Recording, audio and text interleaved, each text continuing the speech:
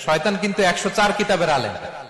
আপনি তো কোরআনের মুফাসসির, আপনারে হারানোর জন্য আরো 103 কিতাব আগেই মুখস্থ করে রাখছে। সে মুসা আলাইহিস সালামকে ডিল করেছে, সে জেসাস ক্রাইস্টকে ডিল করেছে, সে সাইয়েদনা ইব্রাহিম আলাইহিস সালামকে ডিল করেছে, সে কোটি কোটি মানুষকে ডিল করেছে, হাজার হাজার নবীকে সে ডিল করেছে। সে 104 কিতাবের আলেম।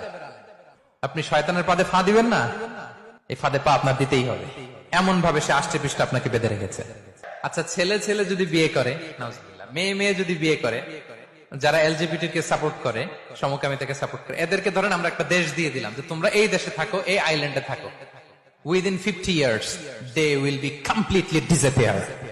50 বছরের ব্যবধানে ওরা নাই হয়ে যাবে, ঠিক কিনা? কারণ ওদের কোনো প্রজন্ম থাকবে? ছেলে ছেলে বিয়ে হইলে কোনো জেনারেশন আছে? নারীতে নারীতে বিয়ে হইলে কোনো প্রোডাক্টিভিটি আছে? এমনি ভ্যানিশ হয়ে যাবে।